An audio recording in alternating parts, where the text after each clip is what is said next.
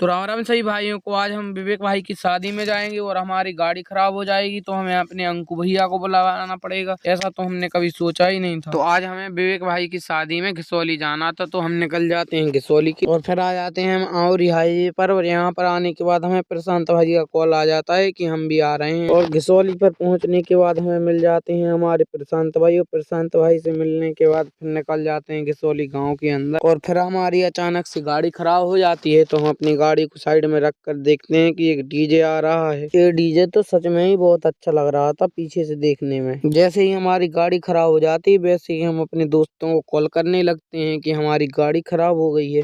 फिर हमने अंकित भाई को कॉल किया तो अंकित भाई बोल रहे थे कि यहाँ पर आ जाओ घिसोली हाईवे पर। तो फिर हम बिना देरी किए हुए निकल जाते हैं हाईवे की तरफ, क्योंकि हाईवे पर एक दुकान है पंचर वाली, वहीं पर ठीक हो जाएगी हमारी गाड़ी। फिर पहुंच जाते हैं हम घिसोली हाईवे पर, उसी जगह पर जहां की अंकित भाई ने बोली थी। घिसोली हाईवे पर पहुंचने के बाद देखते हैं कि उस दुकान पर तो कोई है भी नहीं, पता नहीं कोई आएगा कि नहीं। तो अंकित भाई को कॉल करते हैं तो बोलते हैं थोड़ी देर रुको, हम आ रहे हैं वहीं पर। फिर थोड़ी देर इंतजार करने के बाद हम खुद ही देखने लगते हैं अपनी गाड़ी को कि चैन उतर गई है या फिर चैन टूट गई है। तो हम चैन कवर वाली रबड़ को खोल कर देखते हैं कि चैन टूट गई है, उतर गई है। तो हमें दिखता है कि ज्यादा ढीली होने के कारण हमारी चैन उतर गई है। कुछ देर इंतजार करने के बाद आ जाते हैं हमारे अंकित भाई। अंकित भाई बोलते हैं कि यहाँ पर थोड़ी देर रुको, हम किसी को बुलाए दे रहे हैं। फिर थोड़ी देर बाद एक अंकल आते हैं और अंकल बोलते हैं कि इस गाड़ी को हम नहीं खोलेंगे क्योंकि हम रात में काम नहीं करते। तो अंकल से बोल देते हैं कि कुछ चाबी वगैरह दे दो, हम खोले ले रहे। तो हमने खोली फिर चैन, गाड़ी का चैन कवर खोलने के बाद हमें पता चलता है कि इसकी चैन उतर गई थी, जो कि बिल्कुल खराब हो चुकी है। हमने अपनी गाड़ी का चैन कवर खोला तो हमारे हाथ बिल्कुल ही खराब हो गए थे, शायद इसलिए अंकल बोल रहे थे कि रात में हम काम नहीं करेंगे कोई। गाड़ी के चैन कवर को हम गाड़ी के हैंडल पर रख कर निकल आते हैं पैदल ही अपनी गाड़ी को लेकर घर की तरफ।